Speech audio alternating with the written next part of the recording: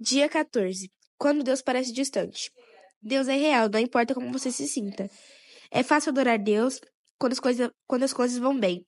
Quando Ele provê comida, amigos, família, saúde e situações felizes. Mas os acasos nem sempre são agradáveis. Quando isso acontece, como você adora Deus? O que faz quando o Senhor parece estar milhões de quilômetros? A mais profunda adoração é louvar apesar da dor, dar graças durante a provação, manter a confiança nele em meio à tentação, render-se a ele durante o sofrimento e amá-lo quando parece distante.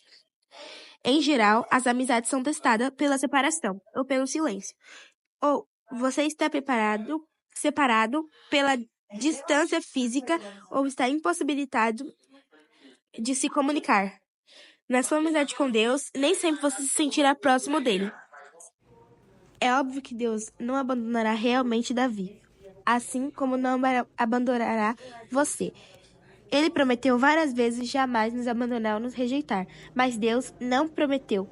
Você sempre sentirá minha presença.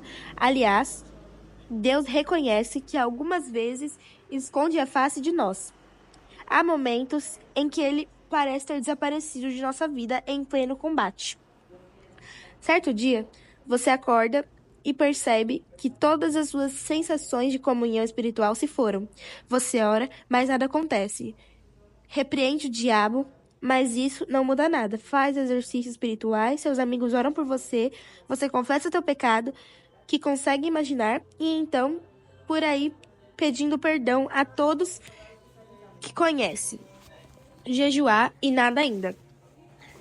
Então, começa a se perguntar: quanto tempo essa escuridão espiritual irá durar?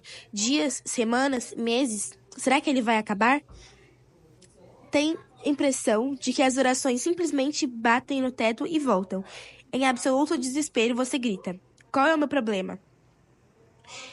A verdade é que não há nada de errado com você. Trata-se de uma parte de provação e do amadurecimento de sua amizade com Deus.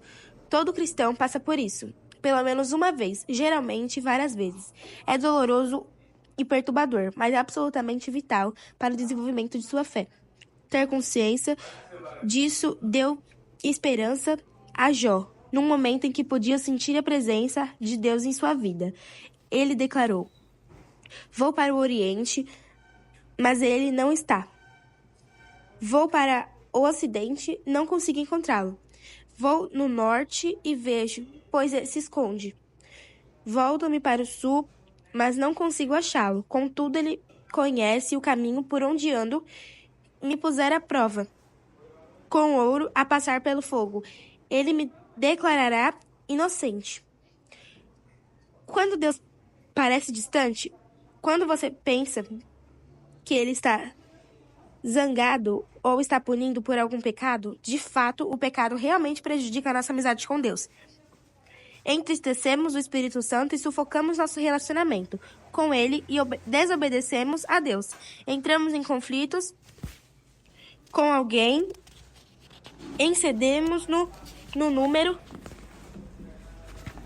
de atividade, criamos vínculos de amizade com o mundo e assim por diante. Contudo, frequentemente esse sentimento de abandono e afastamento de Deus não tem nenhuma relação com o pecado. É um teste de fé que todos devemos enfrentar. Será que você continuará a amar, obedecer a Deus e confiar nele mesmo quando ele sente sua presença e nem há evidência visível da ação divina em sua vida? Nos dias de hoje, o erro mais comum que os cristãos cometeram ao adorar é buscar uma experiência, em vez de buscar a Deus. Eles buscam sensações, se eles ocorrem, concluem que foram bem-sucedidos na adoração. Errado. Na realidade, Deus, em geral, afasta nossas sensações para não dependermos delas. Buscar uma sensação, mesmo a sensação de proximidade com Cristo, não é adoração. Quando você é um novo cristão, Deus permite que você sinta muitas emoções que confirmam sua fé e frequentemente responde às orações mais imaturas e egoístas. Tudo para você saiba que ele existe. Mas à medida que você cresce na fé, ele irá emancipar as emoções. A onipresença de Deus e a manifestação de sua presença são coisas diferentes. Uma é fato, a outra é frequentemente uma sensação. Deus está presente, mesmo quando você não perceba sua presença. E a presença divina é profunda demais para ser medida por uma simples emoção. Sim, Deus quer que você sinta a presença dele, mas está interessado em que você confie nele, não tanto que sinta. Fé, não sentimentos que agrada a Deus. As situações que mais põem nossa fé à prova são aquelas que a vida nos desaponta e que não conseguimos encontrar a Deus. Isso acontece com Jó. Em um único dia, ele perdeu tudo: família, negócio, saúde e todos os seus bens. E o que é pior, ao longo de 37 capítulos do livro, Deus não diz absolutamente nada. Como louvar a Deus quando você não compreende o que está acontecendo em sua vida e Deus se mantém em silêncio? Como permanecer em comunhão em meio a uma crise se não dá nenhum contato? Como manter os olhos em Jesus quando eles estão cheios de lágrimas? Faça o que já fez. Então prostou-se com o rosto em terra, em adoração, e disse: Sai no ventre na minha mãe, e no partirei. O Senhor, o Deus Senhor levou. O louvado seja o nome do Senhor. Diga a Deus exatamente como você se sente. Derrame seu coração perante Ele. Descarregue todos os seus sentimentos. Jó fez isso. Não posso ficar calado. Estou aflito. Não tenho de falar. Preciso me queixar, pois o meu coração está cheio de amargura. Quando Deus lhe pareceu distante, ele clamou: Como tenho saudade todos os dias do meu vigor. Quando a amizade de Deus abençoava a minha casa. Deus pode lidar com suas incertezas, sua raiva, seu sofrimento, sua confusão e suas indagações. Você sabia que admitir seu desespero para Deus pode ser uma declaração de fé? Confiando em Deus e sentindo desespero, ao mesmo tempo Davi escreveu: Criei, por isso falei. Estou completamente arruinado. Parece uma contradição, confiar em Deus e sentir destruído. A fraqueza de Davi, na verdade, revela uma fé profunda. Em primeiro lugar, ele acreditava em Deus. Em segundo lugar, ele acreditava que o Senhor ouviria sua oração. Em terceiro lugar, ele acreditava que Deus lhe permitia expor os sentimentos e assim o amaria. Concentre-se no Deus imutável. Independentemente das circunstâncias e de como você esteja se sentindo, apegue-se ao caráter imutável de Deus. Lembre-se daquilo que é eternamente verdadeiro a respeito dele. Deus é bom. Ele me ama e está comigo. Sabe pelo que estou passando. Preocupa-se comigo e tem um bom plano para a minha vida. Assim disse Edmund. Nunca duvide na escuridão do que ele disse na luz. Quando a vida de Jó veio abaixo, sob o silêncio de Deus, patriarca ainda achou os seguintes motivos para louvá-lo. Ele é bom e amoroso, ele é o Todo-Poderoso, ele repara em cada detalhe da minha vida. Ele está no controle. Ele tem um plano para a minha vida. Ele vai me salvar. Confie em Deus, cumprirá o que prometeu. Em tempo de deserto espiritual, você deve confiar pacientemente nas promessas de Deus, não em suas próprias emoções. Procure entender que ele está levando a um nível mais profundo de maturidade, amizade baseada em emoções e frívola. Então, não fique preocupado com os problemas. As circunstâncias não podem mudar o caráter de Deus. A graça do Senhor é abundante. Ele ainda cuida de você, mesmo quando você não pode senti-lo. Na ausência de circunstâncias, Jó se apegou à palavra de Deus. Ele disse: Não me afastei dos mandamentos dos seus lábios.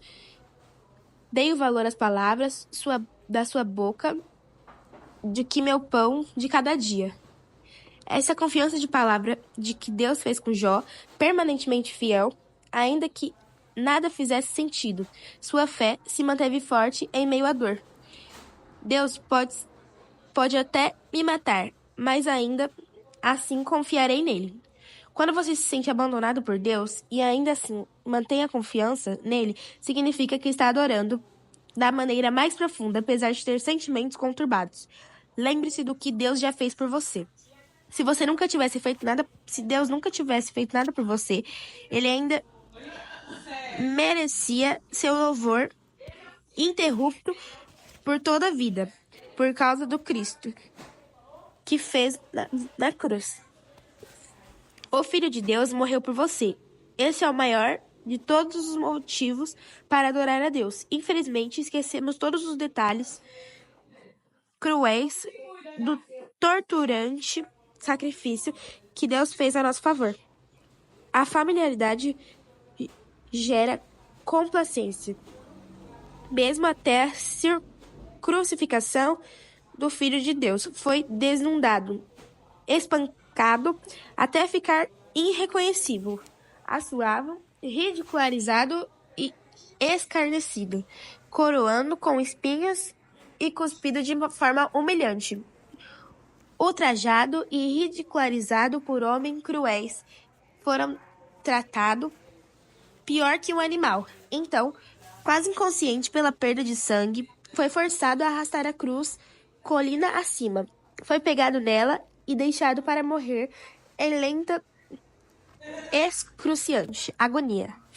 Enquanto seu sangue escorria encarecedores ao seu redor, gritavam-lhe insultos, rindo-se de afirmação de que era Deus. Em seguida, pelo fato de Jesus ter assumido a culpa pelos pecados de toda a humanidade, Deus desviou os olhos daquela horrível visão. E Jesus gritou em total desespero: meu Deus, por que me abandonaste? Jesus poderia ter salvado, mas assim não poderia salvar você. Palavras não podem descrever as trevas daquele momento. Por que Deus permitiu e suportou tão medonho ato de crueldade? Por quê? Para que se você fosse poupado da eternidade no inferno e pudesse compartilhar a glória divina para sempre. A Bíblia diz: em Cristo não havia pecado, mas Deus colocou sobre a culpa de nossos pecados para que nós, em união com Ele, vivíamos de acordo com a vontade de Deus. Jesus desistiu de todas as coisas para que pudesse ter todas as coisas. Ele morreu para que você pudesse viver para sempre. Somente isso já é suficiente para nosso agradecimento e louvor contínuos e justifica nunca mais perguntar por que motivo devemos ser gratos. Dia 14. Pensando sobre meu propósito de vida. Tema para reflexão. Deus é real a respeito de como você se sente. Versículo para memorizar. Deus disse: eu nunca o deixarei e jamais os abandonarei. Pergunta para meditar. Como faço para me concentrar na presença de Deus, especialmente quando ele aparece distante?